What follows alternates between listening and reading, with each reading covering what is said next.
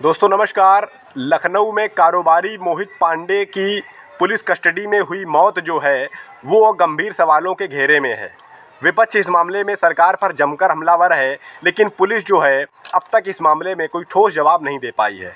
कुछ कार्रवाइयाँ की गई हैं संबंधित थाने के अधिकारियों पर और कर्मचारियों पर, लेकिन अभी तक पुलिस इस मामले के ठोस जवाब क्यों नहीं दे पाई है, इस पर कहीं ना कहीं गंभीर सवाल उठ रहे हैं। दोस्तों, मामला क्या था? कारोबारी मोहित पांडे की अपने ही कर्मचारी आदेश के साथ बहसबाजी होती है, कहासुनी होती है, मारपीट होती है। इसके बाद आदेश पुलिस वालों को फ़ोन करता है। पुलिस वाले मोहित को एक चौकी ले जाते हैं जहां इस मामले का निपटारा होता है। इसके बाद मोहित पांडे को थाने ले जाया जाता है, चिन्हट थाने में, और उसी थाने में मोहित पांडे जो है उसकी मौत हो जाती है। बाद में उसको अस्पताल ले जाया जाता है जहां डॉक्टर उसे मृत घोषित करते हैं, यानी ऑफिशियल तौर पर उसको मृत घोषित किया जाता है। इसके बाद से ही लखनऊ पुलिस पर गंभीर सवाल उठ रहे हैं। दोस्तों, सबसे इम्पोर्टेंट सवाल कि क्या मोहित कोई दुर्दांत अपराधी था क्या, कि आपने उसको थाने में लॉकअप में बंद करके और उसको तड़पाया? क्या वो कोई दुर्दांत अपराधी था कि आप उसको लॉकअप में बंद कर दे रहे हैं? जबकि परिजनों का आरोप है कि उसका समझौता हो गया था चौकी में, तब भी आपने उसको लॉकअप में क्यों बंद किया? सबसे इम्पोर्टेंट सवाल। उसके अलावा एक इम्पॉर्टेंट चीज़ है वो ये है कि इस मामले के तार जो हैं ये ऊपर तक जुड़े हुए हैं। बताया जा रहा है कि जो आदेश था उसकी पहचान किसी बड़े नेता से भी थी। आदेश के चाचा जो हैं वो फ़ोन करते हैं पुलिस वाले को, ये भी बताया जा रहा है इस मामले में कि वो फ़ोन करते हैं पुलिस वाले को, और बाद में फिर होता क्या है कि उसको लॉकअप में बंद करके रखा जाता है। उसके घर वाले आते हैं जमानत के लिए, भाई शोभाराम को भी हिरासत में ले लिया जाता है। क्यों भाई? शोभाराम ने कौन सा कांड कर दिया था? मान लिया मोहित पांडे ने पिटाई विटाई की थी, शोभाराम ने ऐसा कौन सा कांड कर दिया कि आपने उसको भी लॉकअप में रखा? एक इम्पॉर्टेंट सवाल। आरोप तो ये भी लग रहा है कि मोहित पांडे को पानी तक नहीं दिया गया था रात में। मारपीट का कांड था, मारपीट के कांड से एक आदमी को आप लॉकअप में बंद करते हैं और उसके बाद उसको पानी तक नहीं देते हैं, उसको गालियां देते हैं भद्दी भद्दी।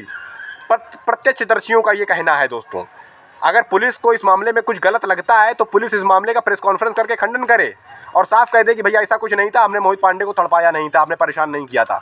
लेकिन पुलिस कोई जवाब नहीं दे रही है, पुलिस पर गाज गिर रही है। इसका मतलब साफ है कि ये आरोप जो है कहीं ना कहीं इनमें सच्चाई है, काफ़ी हद तक सच्चाई हो सकती है। दोस्तों, इसके अलावा बीजेपी एमएलए पर आरोप है कि उसने थाने में दबाव बनाया। भाई साहब, यहाँ तो गुंडई वाला सीन दिख रहा है कि कोई विधायक फ़ोन कर देता है कि भैया उसको तड़पाओ, उसको छोड़ना मत, और चाचा बाहर निकलता है थाने से, कहता है कि ये जेल में सड़ेंगे। क्यों भाई? कोई गुंडा राज चल रहा है क्या? लखनऊ में राजधानी है, वहाँ अगर इस तरीके के दोस्तों मामला सामने आता है, ये बहुत गंभीर सवाल है कि बीजेपी विधायक अगर फ़ोन कर दे रहा है या वो दबाव बना रहा है तो निरीक्षक साहब जो है वो संविधान की धज्जियां उड़ाते हुए दब जाते हैं और उसके बाद उसको लॉकअप में बंद करके उसको तड़पाते हैं। और इसके अलावा एक अहम सवाल एक ये भी उठ रहा है, पोस्टमार्टम रिपोर्ट आती है मोहित पांडे की। उस पोस्टमार्टम रिपोर्ट में इस बात का खुलासा होता है कि मोहित के साथ मारपीट हुई थी, चोट के निशान थे उसके शरीर पर। इस मामले में पुलिस को तुरंत जिसने मारा था, यानी किसने मारा था? आदेश ने। उसके खिलाफ आपको तुरंत एफआईआर करके उसको थाने में बिठाना चाहिए था आपको, लेकिन शायद आप तो बिक चुके थे। आपको शायद किसी विधायक ने या किसी नेता नगरी वाले आदमी ने आपको फ़ोन करके आपको दबा दिया था, डरा दिया था, धमका दिया था, पता नहीं क्या हुआ था। ये धज्जियाँ क्यों उड़ा रही है उत्तर प्रदेश पुलिस अपने नियमों की, अपने अनुशासन की? इस पर उत्तर प्रदेश पुलिस को सोचना चाहिए। आप जो हैं, आप पर जनता की सेवा करने का दायित्व है, गुंडई करने का दायित्व नहीं है। तो कभी जेब के अंदर कपड़े टंगे हुए जेब से पैसे निकाल लेता था। तो इसने मृतक ने जो मोहित हैं इन्होंने मना किया कि ऐसा ना काम किया करो, तुम्हारा हम पैसा देते रहते, तुम्हारे पास एडवांस रहता है तो तुम ऐसा काम ना किया करो। तो एक बार डांटा तो ये चला गया था। फिर उसके बाद फिर आया, कल आया तो आने के बाद प्लानिंग में था लड़ाई मारपीट करने के लिए, हाथ साथ चला दिया। फिर तो अपने घर में अगर कोई मारने के लिए आएगा तो आदमी बचाव तो करेगा ही करेगा भाई, चाहे छोटा हो चाहे बड़ा हो।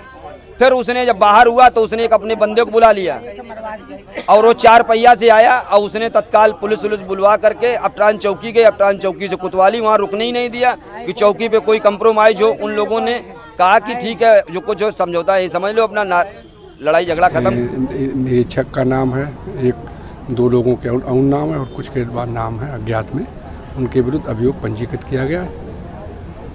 अब जो कस्टोडियल डेथ है सर, अब इसकी आगे क्या प्रोसीजर रहता है, क्या जांच होगी? और अब पंचायतनामा की प्रक्रिया कराई जा रही है।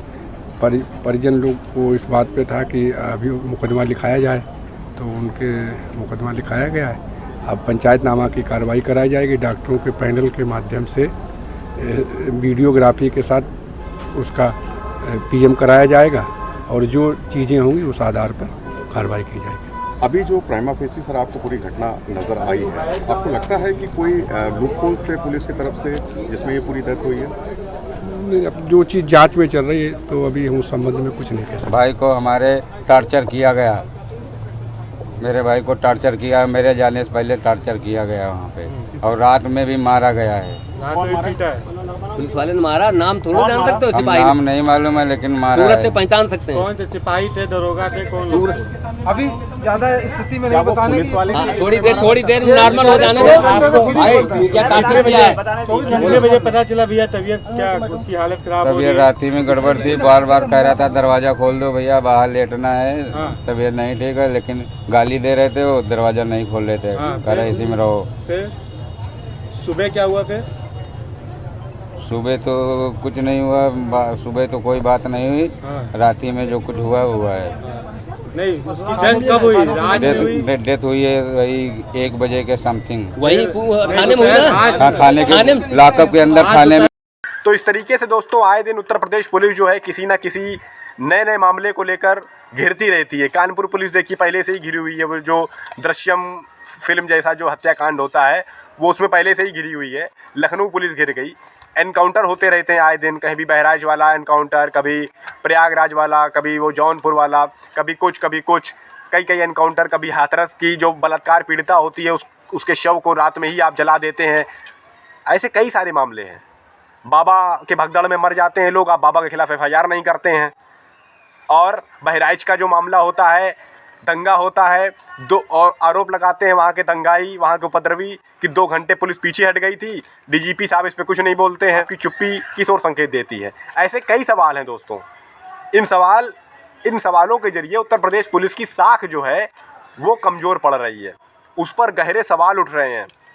शायद पुलिस इन सवालों के जवाब देने में असमर्थ है, इसीलिए वो